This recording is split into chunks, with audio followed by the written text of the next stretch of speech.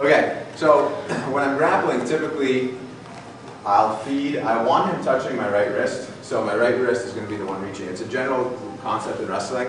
If I'm in my stance right here, my front leg is going to always stay protected. This I'm standing home, right hand, elbow tied, staying protected. You'll notice, guys, this is a good exposure of someone that's not a good wrestler. You'll see do that. The lead leg arm is going to reach.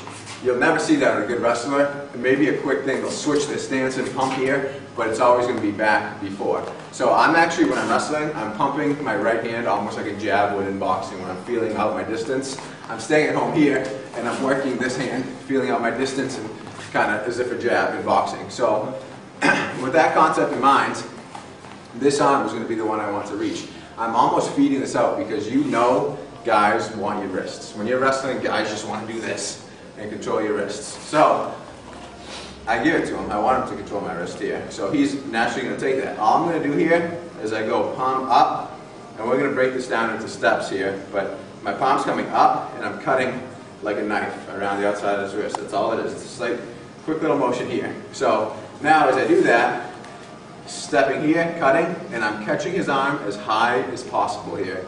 This is junk.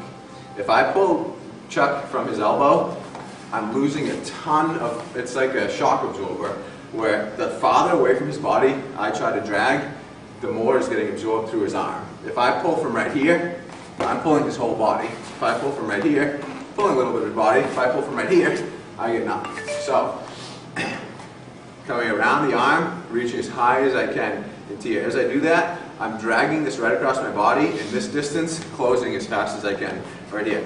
Boom. Chest to chest. Right here. There's two ways I like to finish this. One is a nice big explosive coming right to the leg here and driving straight across and running into my double leg takedown. It's harder to teach that explosive thing to guys that aren't generally wrestlers and have that explosiveness in them, but we'll take that from the top. This works great, and I almost use this more when I'm competing in jiu-jitsu, is I'm closing the distance here, and I just sit right down over this leg, right like that, and this hand comes across the hip all the way, right to here. One thing you'll notice is where I land, my body drops on his. It makes it so it's very, very hard for him to even try a guillotine when I do that, just because he can't catch up in time. So just from the drag spot here, I'm closing this distance here.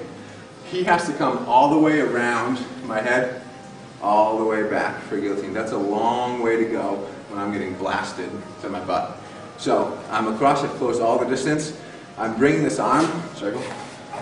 This arm, you can see how I'm pulling across. As I start to come down, I'm staying over the arm and just covering the hip right here. It's going to make it another split second or two before he can get that arm out and around. Dropping and covering the hip all the way up here, keeping this half guard locked. When I drop, I don't follow him high. I don't want to land here as much as I want to let his body sink and come here into the half guard. So one more time, we'll do it from this angle so they can see the side of it. I'm feeding Chuck my wrist, up, in. As I drive that across, I'm catching the highest portion of his arm, stepping and closing all the distance, dropping right away, here, locking that leg out.